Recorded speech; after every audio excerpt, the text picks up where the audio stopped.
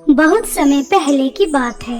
रामपुर नामक गांव में सिमरन अपनी सौतेली माँ कामिनी और सौतेली बहन जूही के साथ रहती थी। दोनों माँ बेटी बहुत ही बुरे स्वभाव की थी। वह बेचारी सिमरन के ऊपर बहुत अत्याचार किया करती थी। उससे घर का सारा काम कराती और अगर कुछ काम गलत हो जाता तो उसकी सौतेली माँ सिमरन की बहुत पिटाई भी किया करती थी। कामिनी जूही को पूरी आजादी दिया करती थी। वह अपने दोस्तों के साथ चाहे कितनी रात तक पार्टी करे, कितने भी पैसे उड़ाए, लेकिन कामिनी कभी एक शब्द जूही को नहीं कहती थी। और सिमरन ऐसे ही दुखों की भरी जिंदगी अपनी सौतेली माँ और सौतेली बहन के साथ जी रही थी।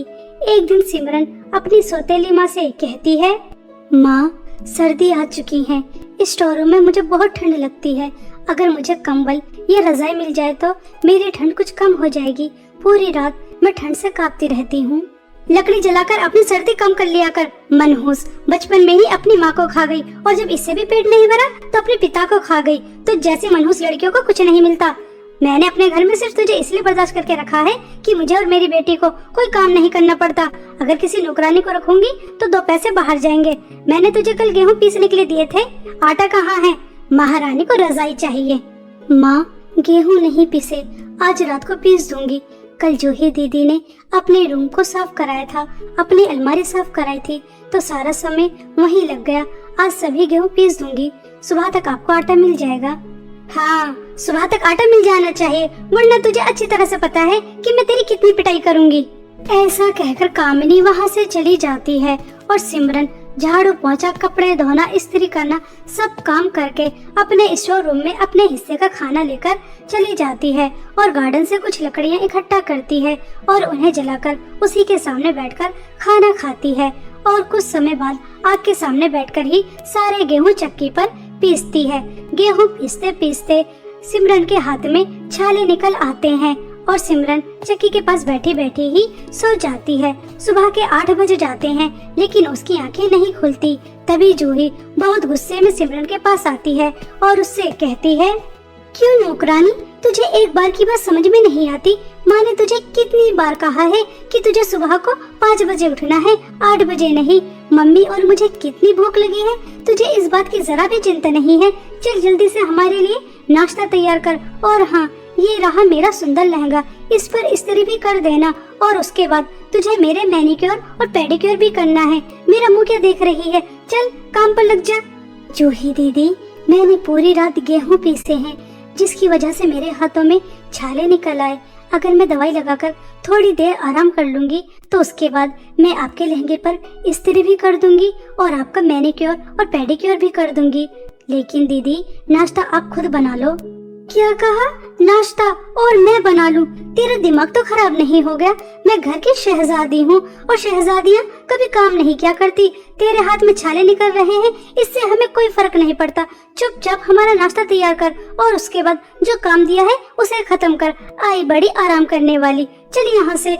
जूही को जरा भी सिमरन के ऊपर दया नहीं आती और वह सिमरन को काम बताकर चली जाती है और सिमरन नाश्ता बनाने के लिए चली जाती है। उसके हाथ में बहुत दर्द हो रहा था, लेकिन बेचारी सिमरन करती भी तो क्या करती, उसकी सुनने वाला घर में कोई नहीं था। सिमरन पहले तो नाश्ता तैयार करती है, उसके बाद दोनों माँ बेटियों को नाश्ता देती है और नाश्ता देने के बाद जूही के लहंगे पर इस्त्री करने चली जाती है। इस्त्री करते समय सिमरन गहरी सोच में चली जाती है।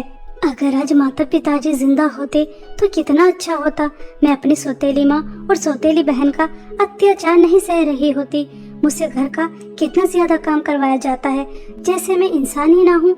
मेरे हाथ में कितना दर्द हो रहा है, लेकिन मेरी सौतेली माँ और सौतेली बहन को जरा भी फर्क नहीं पड़ता। वो मुझसे इतने दर्द में भी काम करा रही हैं। काश मैं भी अपने माता पिता के पास चली जाऊं तो अच्छा रहेगा। सिमरन ऐसा सोचकर रो रही थी।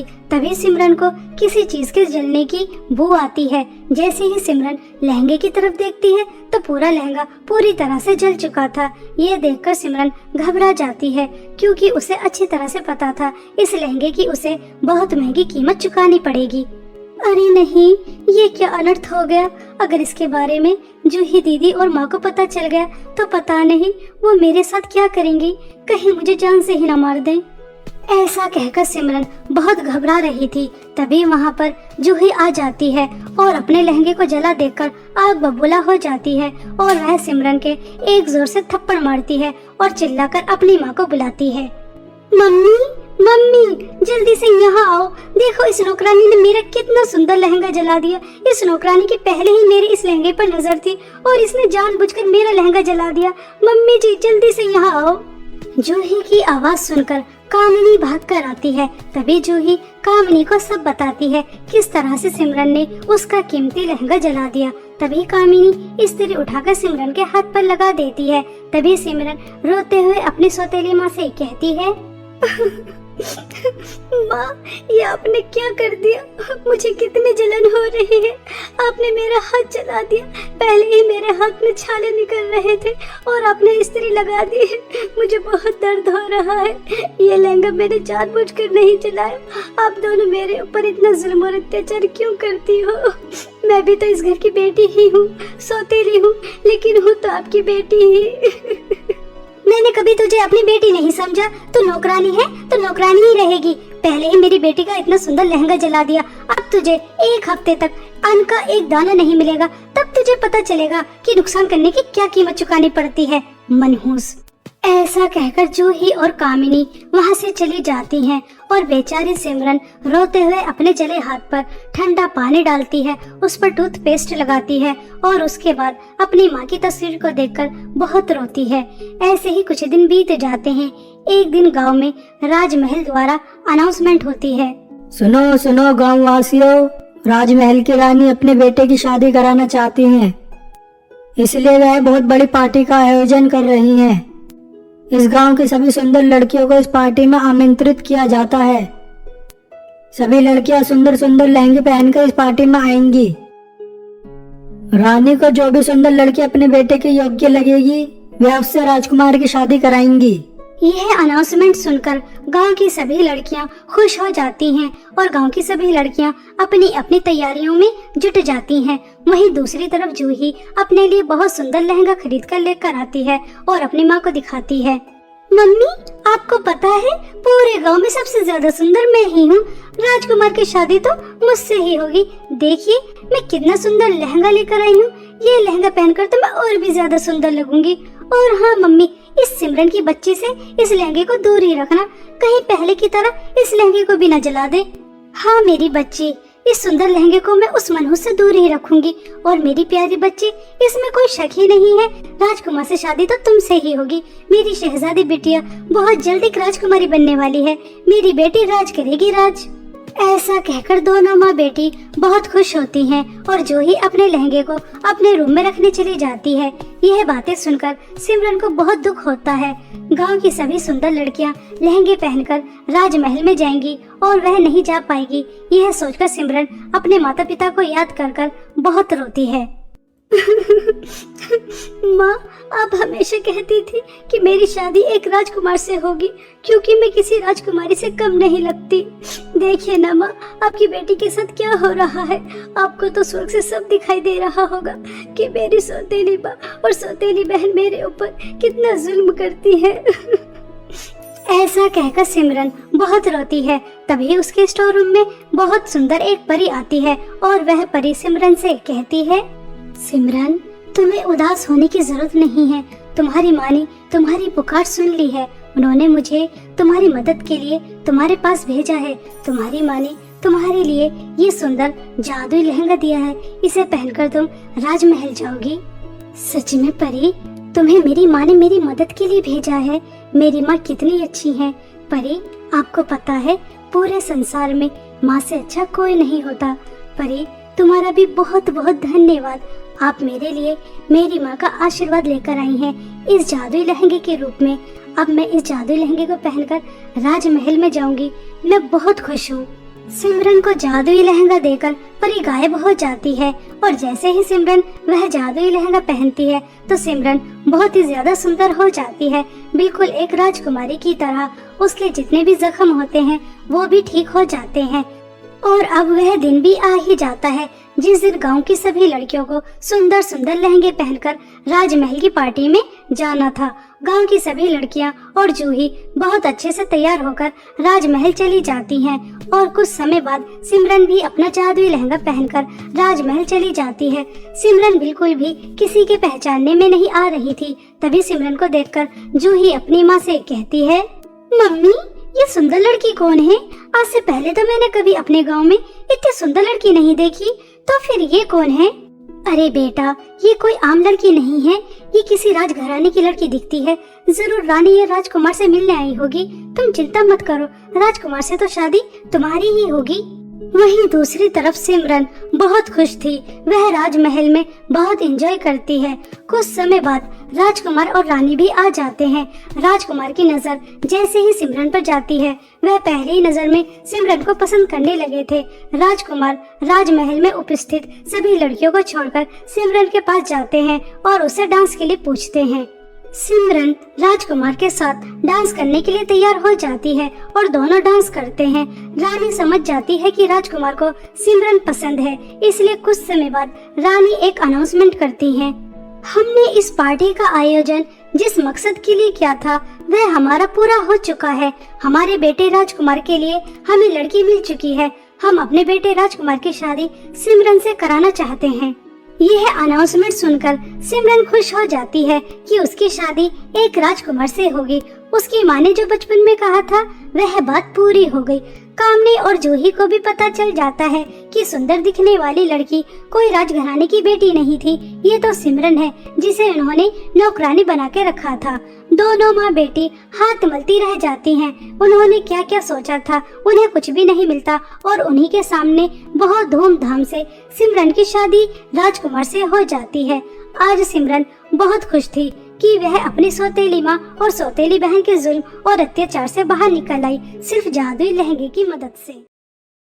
रौनकपुर गांव में सीमा, अर्चना और कोमल नाम की 3 सहेलियां रहती थी। तीनों बचपन से ही एक साथ हंसते खेलते हुए बड़े हुए। कुछ दिन पहले ही उनका स्कूल खत्म हुआ। वह तीनों अब कॉलेज में आ गई थी, लेकिन तीनों की दोस्ती अभी भी बरकरार थी। अर्चना के घर की हालत तीनों दोस्तों में थोड़ी सी खराब थी, लेकिन अर्चना के पास पैसे नहीं थे तो क्या हुआ, उसका दिल बहुत बड़ा था। वो हर वक्त मजबूर और बेसहारा लोगों की मदद किया करती थी। उसके पास जितना था उतने में ही वो लोगों की मदद करने की कोशिश करती थी। ऐसे ही दिन बीत रहे थे। एक दिन सीमा अपना होमवर्क लाना भूल जाती है। टीचर होमवर्क न लाने की वजह से पिटाई करती थी। इस बात से सीमा को बहुत डर लग रहा था। वो डर के मारे कांप रही थी। सीमा की यह हालत अर्चना से देखी नहीं गई और उसने उसे टीचर की मार से बचाने के लिए अपना होमवर्क सीमा को दे दिया। तभी क्लास में टीचर आ जाती है। अर्चना, चलो अपना होमवर्क दिखाओ। आई एम सॉरी टीचर, दरअसल मैं अपना होमवर्क लाना भूल गई। अच्छा बहाना है, अब पिटाई खाने के लिए भी तैयार हो जाओ। उसके बाद अर्चना सीमा के हिस्से की पिटाई भी खुद ही खा लेती है। स्कूल में तो सीमा और कोमल अच्छा खाना खा लिया करती थी, लेकिन अर्चना नमक रोटी से ही अपना पेट भर लिया करती थी। ऐसे ही कुछ दिन बीत जाता है और अर्चना का बर्थडे आता है। अर्चना गरीब थी, इसलिए उसके पास ज्यादा अच्छे कपड़े नहीं थे। अर्चना का फटा हुआ कपड़ा देखकर सीमा और कोमल मिलकर अर्चना को एक सुंदर सा फ्रॉक गिफ्ट करने का प्लान बनाते हैं। हाँ कोमल, तुमने बिल्कुल सही कहा। हमें अर्चना को एक बहुत सुंदर सा फ्रॉक गिफ्ट करना चाहिए। फ्रॉक को देखकर वो बहुत ही ज्यादा खुश होगी। उसके बाद सीमा और कोमल ने जो कुछ भी पैसे जमा किए वो उन पैसों को लेकर एक बहुत बड़ी दुकान में गई। चूँकि सीमा और कोमल ने अपने पॉकेट मनी से ज्यादा पैसे इकट्ठे नहीं किए थे, इसलिए बड़ी दुकान से वो फ्रॉक नहीं खरीद पाई। उसने बहुत सारे दुकानों में जाकर पता किया, लेकिन हर जगह फ्रॉक बहुत ही महंगे थे। कोमल, अब हम क्या करें? मुझे तो लगता है अर्चना को हम फ्रॉक गिफ्ट नहीं कर पाएंगे। हाँ, तुम सही कह रही हो। हमारे इतनी कोशिश करने के बाद भी हम अर्चना के लिए कुछ भी नहीं कर पा रहे हैं। हम उसे एक छोटा सा तोहफा भी नहीं दे पा रहे हैं। वे लोग ये बातें कर ही रहे थे कि तभी सीमा को एक दुकान दिखाई देता है जिसके ऊपर लिखा था जादुई फ्रॉक की दुकान। वो देखो सीमा, चलो उस दुकान में चलकर पता करते हैं, शायद वहाँ हमारे बजट का कुछ मिल जाए। उसके बाद वो दोनों सहेलियां खुशी खुशी उस जादुई दुकान में चली गई। तभी उसे वहाँ एक बहुत ही सुंदर फ्रॉक दिखाई दिया। आंटी, ये रेड वाली फ्रॉक कितने की है? बेटा, वैसे तो इस फ्रॉक की कीमत 2000 है, लेकिन मेरी दुकानों की सारी चीजें जादुई है, इसलिए यह फ्रॉक आपको 5000 की मिलेगी। अच्छा, फ्रॉक की कीमत सुनकर सीमा और कोमल दोनों निराश हो जाती है। तभी वो दुकान वाली कहती है, अरे तुम दोनों उदास क्यों हो गए? आंटी, दरअसल बात ये है कि हमें अपनी सहेली के लिए एक फ्रॉक खरीदनी है, क्योंकि उसके पास अच्छे कपड़े नहीं है ना। लेकिन हम दोनों अपने पॉकेट मनी से ज्यादा पैसे इकट्ठे नहीं कर पाए। हमने कई दुकानों में पता किया, लेकिन सारे फ्रॉक बहुत ही महंगे हैं। हमें लगा शायद आपके यहाँ हमें कोई सस्ता सा फ्रॉक मिल जाएगा, लेकिन आपके यहाँ तो। अरे बेटा, उदास मत हो। तुम्हारे पास जितने पैसे हैं, तुम उतने पैसे देकर मुझसे ये फ्रॉक ले जा सकती हो, लेकिन बदले में तुम्हें मेरी एक बात माननी होगी। कौन सी बात? यही कि अब तुम दोनों को हंसना पड़ेगा। चलो अब हंसो। उस दुकान वाली आंटी की यह बात सुनकर सीमा और कोमल बहुत ही ज्यादा खुश होती है और वो आंटी को पैसे देकर अर्चना के लिए वो रेड फ्रॉक खरीद लेती है। वो फ्रॉक एक जादुई फ्रॉक था। इस बात की भनक ना तो सीमा को थी और ना ही कोमल को। उन दोनों ने दुकान वाली आंटी की बातों पर इतना ध्यान नहीं दिया था। सीमा और कोमल ने मिलकर अर्चना के लिए एक छोटा सा सरप्राइज प्लान किया था। अर्चना इन सब से बहुत ही ज्यादा खुश होती है। तभी सीमा और कोमल दोनों अर्चना को फ्रॉक भी गिफ्ट देती है। अर्चना फ्रॉक को देखकर बहुत ही ज्यादा खुश हो जाती है और खुशी के मारे उसके आंखों में से आंसू आ जाते हैं। जरूर मैंने पिछले जन्म में कोई बहुत अच्छे कर्म किए होंगे जो मुझे इस जन्म में तुम जैसी सहेलियां मिली। तुम्हारा बहुत बहुत शुक्रिया मेरी दोस्त। बस भी कर, अब हमें रुलाएगी क्या? चल अब चलकर केक काटते हैं। अर्चना खुशी खुशी उस फ्रॉक को पहनकर केक काटती है। अर्चना पर वो फ्रॉक बहुत ही ज्यादा जच रहा था। अर्चना उस फ्रॉक में बहुत ही प्यारी लग रही थी। कुछ समय बाद उसकी सहेलियां उसका बर्थडे सेलिब्रेट कर अपने घर चली जाती है। अर्चना को इतने सुंदर फ्रॉक में देखकर अर्चना की माँ उससे कहती है, अरे अर्चना बेटा, तुम इतना सुंदर फ्रॉक कहाँ से लेकर आई हो? माँ, ये फ्रॉक तो मेरी सहेलियों ने मुझे बर्थडे पर गिफ्ट दिया है। देखो ना माँ, बहुत सुंदर है ना? हाँ बेटी, बहुत ही सुंदर फ्रॉक है। अर्चना फ्रॉक को पहनकर खाना खाने बैठती है। उसके खाने में जो सूखी रोटी और चटनी होती है, वो अर्चना के खाना छूते ही स्वादिष्ट पकवान में बदल जाता है। यह देखकर अर्चना और उसकी माँ दोनों ही बहुत ही ज्यादा हैरान हो जाते हैं और खुश भी होते हैं। उसके बाद वे लोग खुशी खुशी स्वादिष्ट पकवान खाते हैं। उसके बाद वे सभी सोने चले जाते हैं। अर्चना जैसे ही जमीन पर बिछी चटाई पर सोती है, तभी उसका चटाई एक बहुत ही खूबसूरत बेड में बदल जाता है। अरे ये सब क्या हो रहा है मेरे साथ और कैसे हो रहा है? उधर वो खाना इतना स्वादिष्ट हो गया और अब ये मेरा बिस्तर भी इतना सुंदर बेड में बदल गया। कहीं ये सब इस जादुई फ्रॉक की वजह से तो नहीं हो रहा? शायद मेरा ये फ्रॉक जादुई है। अर्चना अपने फ्रॉक को फिर से एक बार आजमाने के लिए अपने घर के चूल्हे को छूती है। अर्चना जैसे ही घर के मिट्टी के चूल्हे को हाथ लगाती है, तभी वह चूल्हा गैस सिलेंडर में बदल जाता है। अब तो अर्चना को पक्का यकीन हो जाता है कि उसका फ्रॉक कोई साधारण फ्रॉक नहीं बल्कि एक जादुई फ्रॉक है। अगले दिन अर्चना उस फ्रॉक को पहनकर अपनी सहेलियों के पास जाती है और उन्हें भी उस फ्रॉक के बारे में सब कुछ बताती है। सीमा, कोमल, तुम्हें पता है तुम दोनों ने मिलकर जो मुझे मेरे बर्थडे पर फ्रॉक गिफ्ट किया था, वह कोई साधारण फ्रॉक नहीं बल्कि एक जादुई फ्रॉक है। क्या? ये तुम कैसी बातें कर रही हो? तेरा दिमाग तो खराब नहीं हो गया है? भला कोई फ्रॉक जादुई कैसे हो सकता है? हाँ, मेरा यकीन करो तुम दोनों, मैं सच कह रही हूँ। अर्चना की दोनों सहेलियों में से कोई भी इस बात को मानने के लिए तैयार ही नहीं हो पा रहा था कि वह फ्रॉक जादुई है, और वे लोग अर्चना का मजाक उड़ाकर उसे घर जाने को बोलते हैं। अर्चना उदास मन से घर चली जाती है। ऐसे ही कुछ महीने बीत जाते हैं और बरसात का मौसम आ जाता है। अर्चना अपने परिवार सहित बेघर हो जाती है। वे लोग अपने आस पड़ोस में रहने वाले लोगों से मदद मांगते हैं, लेकिन कोई भी उनकी मदद नहीं करता है। काकी, कोई तो दरवाजा खोलो, मेरा घर टूट गया है, मुझे एक रात अपने घर में रहने दे दो प्लीज काकी, बाहर बहुत बारिश हो रही है, दरवाजा खोलो। लेकिन कोई भी दरवाजा नहीं खोलता है। तभी काकी घर के अंदर से ही आवाज देती है, अरे मेरे घर के अंदर जगह नहीं है, कहीं और जाकर मदद मांगो। इसी तरह से अर्चना कई घर के दरवाजे पर जाकर उनसे मदद मांगती है, लेकिन कोई भी उनकी मदद नहीं करता है। अंत में अर्चना को याद आता है कि उसके पास तो जादुई फ्रॉक है।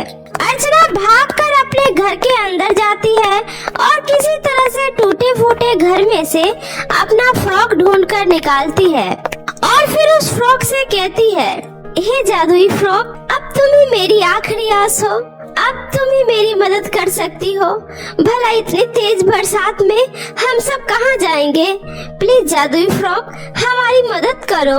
अर्चना के इतना कहते ही उस फ्रॉक से तेज रोशनी निकलती है और उसी जगह पर एक बहुत ही आलीशान फ्रॉक का घर बनकर तैयार हो जाता है। यह देखकर अर्चना खुशी खुशी अपनी माँ के साथ उस घर के अंदर जाती है। अंदर जाने के बाद वो देखती है कि उस घर के अंदर उसकी जरूरत का सारा सामान पहले से ही रखा हुआ है। अर्चना यह सब देखकर बहुत ही ज्यादा खुश होती है और जादुई फ्रॉक का धन्यवाद करती है। जादुई फ्रॉक, आपका बहुत बहुत शुक्रिया। अगर आज आप मेरी जिंदगी में नहीं होते तो न जाने मेरी जिंदगी कितनी मुसीबतों से कटती। आपका ये एहसान हम जिंदगी भर नहीं भूलेंगे। अगले दिन अर्चना की दोनों सहेलियां उसके घर आती है, तो वह उसके घर के जगह आलीशान फ्रॉक के घर को देखकर हैरान रह जाती है। सीमा, क्या ये हमारी दोस्त अर्चना का घर है, या फिर कहीं हम दोनों रास्ता तो नहीं भटक गए ना? नहीं नहीं कोमल, यह हमारी दोस्त अर्चना का ही घर है। इतने में अर्चना घर से बाहर आती है और कहती है, मैंने कहा था ना, तुमने मुझे जो फ्रॉक दिया है वो जादुई है, और यह सब उसी जादुई फ्रॉक के जादू की वजह से हुआ है। इसके बाद अर्चना अपनी दोनों सहेलियों को फिर से अपनी सारी बातें बताती है। यह सब सुनकर सीमा और कोमल भी बहुत खुश होती है। अरे हाँ, याद आया, उस दुकान वाली आंटी ने कहा था हमारी दुकान की सभी चीजें तो जादुई है, पर हमने उनकी बातों का यकीन नहीं किया, पर आज मुझे यकीन हो गया और मैं ये सब देखकर बहुत ही खुश हूँ। हाँ अर्चना, मैं भी तुम्हें इतना खुश देखकर बहुत ही ज्यादा खुश हूँ, और इस जादुई फ्रॉक की सही मायने में असली हकदार भी तुम ही हो। और देखो, ये फ्रॉक तुम्हें मिल गया। उस दिन से तीनों सहेलियाँ खुशी खुशी रहने लगती है, और साथ में अर्चना का भी जीवन उस जादुई फ्रॉक की वजह से बहुत ही अच्छे से गुजरने लगता है।